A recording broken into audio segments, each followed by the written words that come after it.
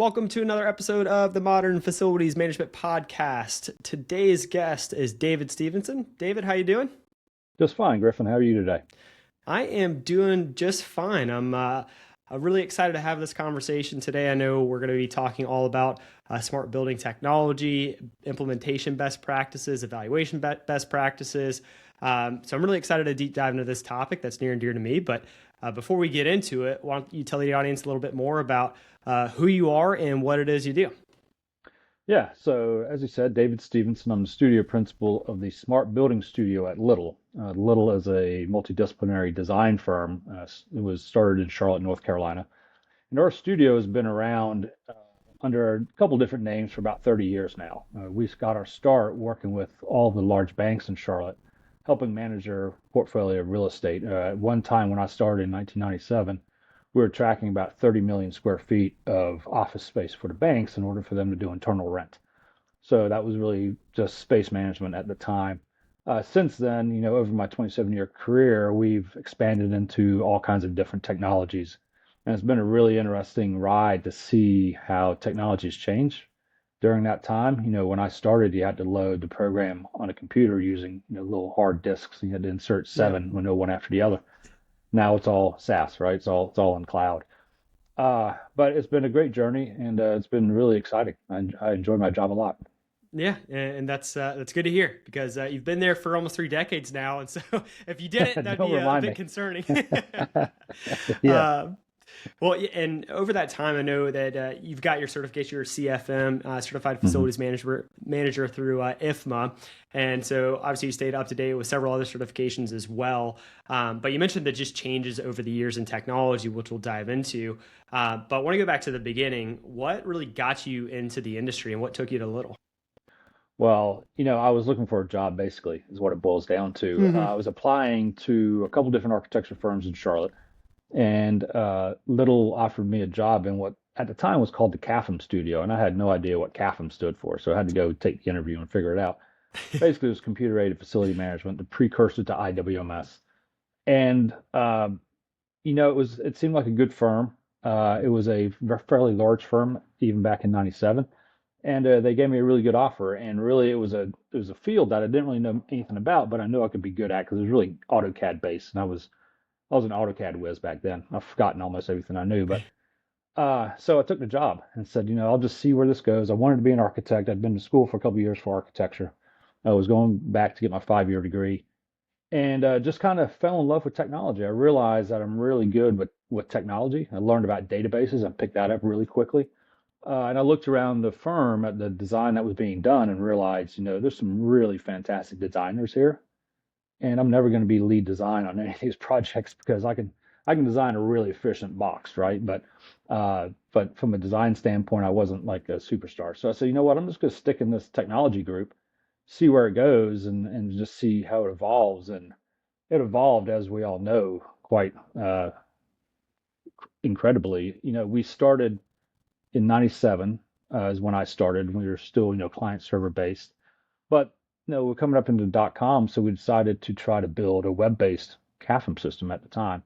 And it was kind of odd for an architecture firm to be building software. And after about 2 years of trying to fund that and get it live, we realized, let's stick to our core business of architecture and then the space management. And we were doing some strategic planning at the time as well.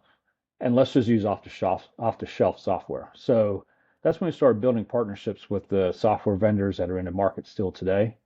Companies like FM Systems, Archibus, we've been iOffice partners, PlanOn, we've used Tririga. I mean, any big IWMS that's out there, we've had our hands in. But the market has changed quite a bit lately with just acquisitions. FM Systems was acquired by Johnson Controls about 18 months ago, maybe 2 years. Schneider Electric now has a controlling interest in PlanOn. Obviously, we have Aptura, who acquired Archibus, Space IQ, CeraView, and they had iOffice. And that one was a bit of a head scratcher, I'm going to be honest, because now you've got four IWMS platforms under one banner. So which one do you use, right? Right. So that it's been interesting to watch the acquisition and consolidation of the market. It's also in the sensor vendors and other places as well. But the whole move to the cloud has really opened up the ability for us to serve our clients as well. We're not needing to go on site anymore. We can remote into everybody's cloud environments or hosted environments and really just serve our clients really well with this new SaaS offerings that are out there. Yeah, and you mentioned or you alluded to the different acquisitions that have occurred over the years, and frankly, the changes that have happened. I mean, since you started, and over the last 18 months, there's been quite a few changes with AI. But it can be a bit confusing and intimidating, right? Where I think it's becoming not a nice to have for a facilities manager to have technology to, in their toolbox. It is a must have to have a complete Yeah. mature tech stack. And what are some challenges from your perspective of navigating the waters of just the smart building technology and the tech stack as a whole? Yeah, I think the biggest challenge that I see is just the skill sets in the FM industry. There's a lot of FMs, and if you're a member of FMO, you already know this, that the FM industry, they're aging, right? We have a lot of FMs that are in their 60s and are getting ready to retire. And where's the new blood coming in? There's not enough of it, and there's not exactly the best training in place to train these staff on the technologies that we now need to understand to manage our buildings. So there's hope that AI can maybe alleviate some of that by automating tasks and surfacing insights that you may previously had to have dug around or really intimately known your BAS system, for instance, to pull that out. But it's also, the integration of data is a huge challenge as well. We're still working in an age of siloed systems. So you've got your BAS system, you've got your lighting control. Those two may be connected in some cases. You got your access control, you've got booking tools for workplace experience, you've got your standard maintenance management platform. So there's just a lot of tools out there that are being deployed that, number one, aren't being integrated really well. And number two, maybe there's not enough change management around those as well. So the adoption is really low in a lot of cases as well. So, those are the change management is just such a huge piece, especially with the skill sets of facility managers that are out there. I'm not trying to bust facility managers at all. I love them. No, I'm a huge proponent of IFMA. I've been a member for a very long time, but they do get stuck in our ways, and if it's not broke, they're not going to fix it, right? And so we're trying to move things like instead of doing demand maintenance or preventive maintenance, let's do predictive maintenance and let's fix something before it breaks. So getting those tools into FM's hands is really going to move them forward. And I think the new crop of people that are coming into the industry are going to, they're digital natives, right? So they're going to just Right. adopt that stuff much easier than maybe we would in the past. I'm talking about myself. I mean, I'm 51 years old now, so I'm no spring chicken. Right. And I mean, I think it's going to be the expectation. You're right, where with this next generation, there's not going to be the reactance of, I've always done it like this. I don't need to do my job any differently moving forward than I've done for 30 years. Like, why does that benefit me? And so going back to the change management piece, what are your recommendations? What are best practices on addressing change management when you do have a team where perhaps leadership is bought in, they see the big picture on the value of any sort of tech stack, but there's a bit of reluctance to adopt it? I mean, what have you seen to be successful to help your team embrace technology? Yeah, the people using the technology have to be there throughout the whole process. And you really, I mean, any technology, you should start with the use cases that you're trying to solve for, not the technology. So don't dive into demos right away and say, oh, somebody down the street's using this. Let's call them in and Hmm. see a demo. Define your use cases and your functional requirements first and say, this is what we're trying to solve with the technology we're looking to acquire. And ideally, that piece of technology should solve more than one use case. It would be great if it solved two or three or four, because then your payback period is shorter and you're solving more problems, right? But the people who are going to be managing that technology need to be there at the very beginning of the discussion. We need them involved in developing the use cases. We need to understand how it's going to benefit their job, right? The work that they're doing from day to day. And as long as they're involved and see that enough time has been spent on solving their problems, they're going to be bought in to the process, right? And especially as they're included in the selection process, as you're going through demos and as you're creating scorecards to score the different vendors and try to create a level playing field for that decision making, they need to be involved in all of that. Because if they're Right. not, they're just given something to use Hmm. because somebody above said, this is what my peer uses and he says is great. It's not gonna, you're not gonna get the buy-in, you know? Right. And you touched on a key point there of having the scorecard, and I've seen that time and time again where the evaluation it's more of like, oh, ease of use. That's our top priority. And it's like, well, how do you judge that? How do you compare and contrast ease Right. of use? Is it a raising of hands around the room? But having a very it's a scientific method, right? Of like having a scorecard and having an objective scoring system as you're going through and evaluating as it Yeah. relates to the problems that you're trying to solve. Yeah, definitely, because every vendor prices things differently. In the IWMS space, some vendors they can ingest PDFs, right? So you don't need to worry about having CAD drawings. But if the one you choose requires CAD to be the base, the foundation, then you need to have a CAD license, which is like 6 grand, right? So there's Mm-hmm. another 6 grand onto your cost. So being able to really level the playing field and understand all the components, number one, from a pricing standpoint. So is it priced by number of users? Is it priced by modules? Is it whatever else, priced by day to week?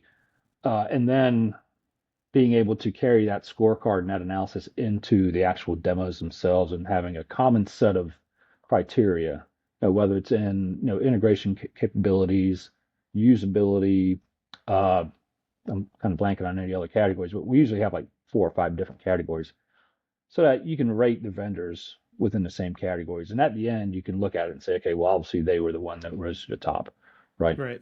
So And that's I want to go that's on go that ahead. note. I want to go back into the problems that you mentioned that you're trying to outline, and obviously you're purchasing something. It's a solution to a problem. That problem might be different for each different stakeholder, and so as you're bringing in, your team members to the end users, is that something where it's best from your experience to paint the big picture of organizationally here are the problems that we're trying to solve, or is it more hyper focused on here's the problems that for you end user I'm trying to solve? I think it's important to do both. I mean, there needs to be a big picture there at the beginning to say, look, this is what we're trying to solve as an organization, right? And then here's how you fit into that puzzle, right?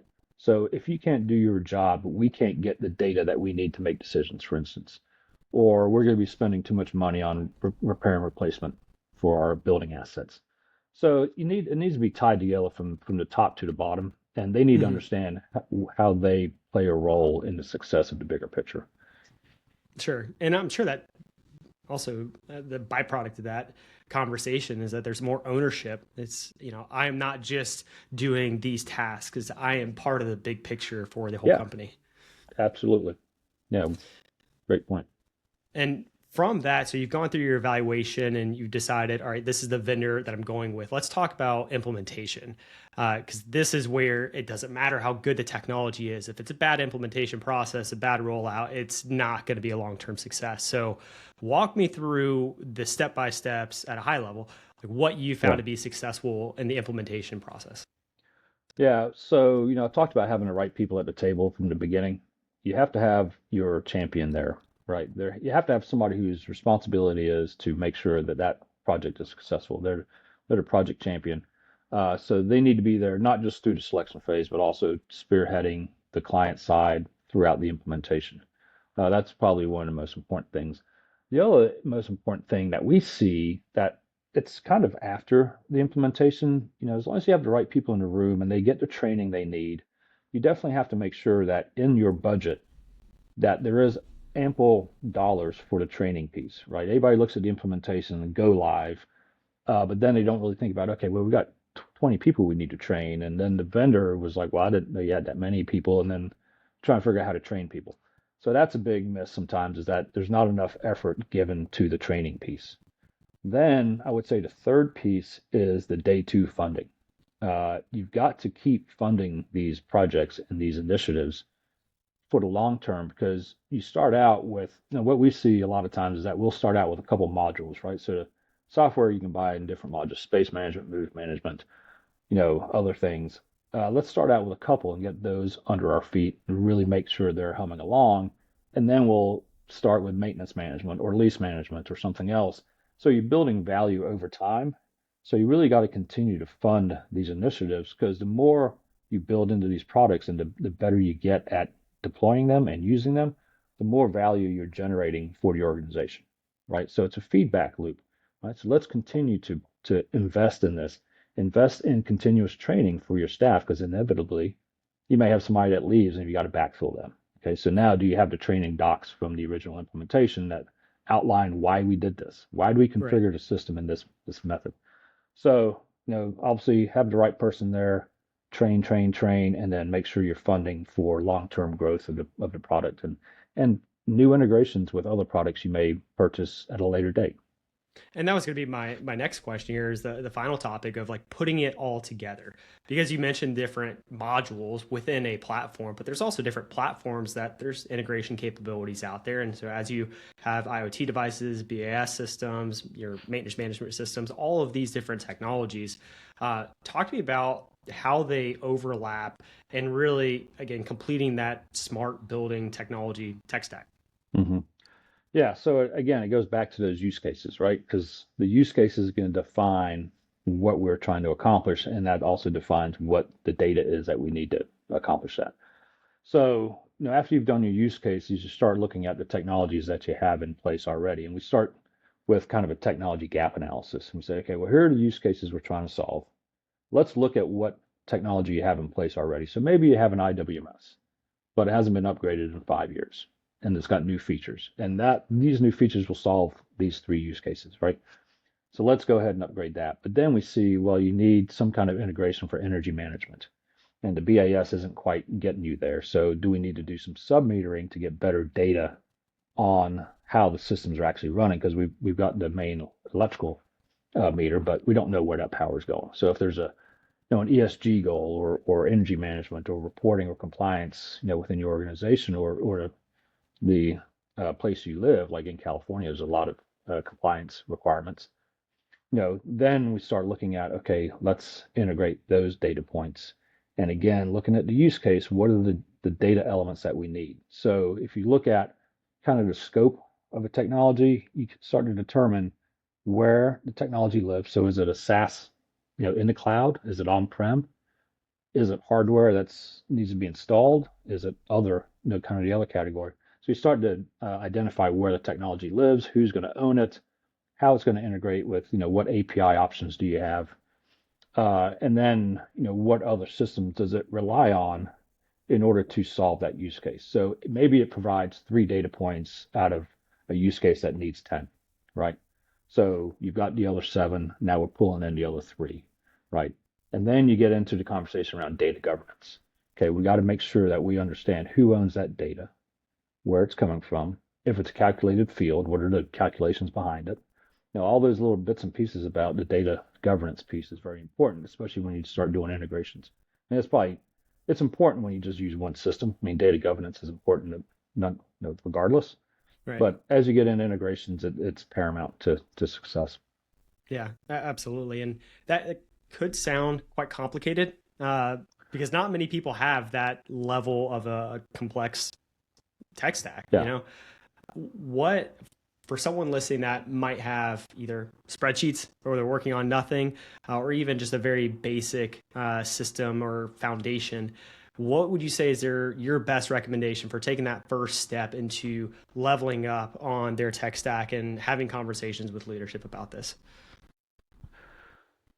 Well, I mean, again, I hate to keep harping on the use cases, but I mean, it Right. really is. What are you trying to solve? I Yeah. mean, if you've got spreadsheets, but they're managed by 5 different people, and every month you're having to hand jam all of those together to create this full report for leadership.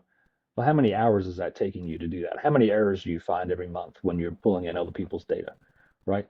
So there's a use case right there. Streamline the collection and dissemination of data so that it's number one, more timely, number two, more accurate, right? So you really do have to start with the use cases and figuring out what parts of your job are taking up the most time and are the most wasteful and the least productive, Yeah. right? And that's where you need to start. And that may tell you, well, it could tell you a number of things. You can tell you need a piece of software. It could tell you need to kick the other 4 people out of the process and do it all yourself, which probably isn't the right answer. But you got to start somewhere, right? You got to start with the use case and really be clear about what you're trying to solve. Yeah. There's no one size fits all. And it seems like every time I have a conversation with someone where they're asking me for my advice, I can't tell you how many times on a daily basis I say, well, it depends. Like that's my Right. default answer because it's like, well, I mean, what are you trying to do here? So, Yeah. Yeah. I uh, mean, that's true. And we talk about, functional requirements, in RFPs.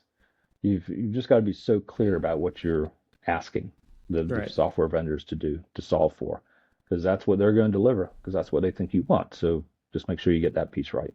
Exactly. Yeah. And however much it's great for my neighbor is using X, Y, and Z Hmm. technology, I trust them. That could work just fine. It could be perfect for them. But I encourage people to, put their blinders on a little bit and say, what do I need exactly? Because we're not working at the same company here. Just because they're right next Right. to me doesn't mean it's the right tool for Yeah. me. But to your point, it's all about the use case and, what's the main problem we're trying to solve here. So, Yeah. uh, well, David, I appreciate you taking the time to come on. I have one last question for you, which I ask everybody, and Okay. that is who or what has had the biggest impact on you and your career? Wow. That's a good one. I'm gonna have to say my dad. It's funny. I mentioned at the very beginning when I started at Little, I had job offers from a couple of different organization architecture firms. So I called my dad for advice, and I said, what should I do? What would you recommend? He said he's given me a couple pieces of great advice. The first one was, it's easier to go from a big company to a small company. It's harder to go the other way. And whether or not that's true, because I've never left, so I don't really know. Uh, that just seemed like great advice. I was like, you know what? I'm going to go to Little. I'm going to accept their offer, and 27 years later, I'm still here. The other piece of advice he gave me was I took a public speaking class in college, and I was super nervous. And he said, look, he goes, just remember this. I do this every time I have to speak. He goes, nobody up there, nobody in the audience knows more about what you're getting ready to say than you do. You're the expert. That's where you're standing up there. And I think about that every time, like even like today, I was like, all right, got to get prepared for the podcast. Yeah, It's just, he's just given me some really good advice over the years. And yeah, so I'd say my dad. that's great. And on the public speaking front, I don't think there's, or if there are, there are very few out there, but people are just naturally comfortable getting in front of an Right. audience. So, I mean, that's a great bit of advice. And even in your own, field of expertise, like you could still have that imposter syndrome as you go up and have a conversation with people. But just that confidence of like, I am the expert. I'm here Yeah, for a reason. Like that's always a good mindset to have. But absolutely. once again, Dave, thank you so much for taking the time to come on. Sure thing. In the show notes for the listeners out there, I'm going to have some links to more information if you're interested in reaching out and learning more about what Little has to offer and what they do, and connect with David as well. But again, for those listening, make sure to like and subscribe. Give us a 5-star rating on Spotify and Apple. And until next time, everyone be good.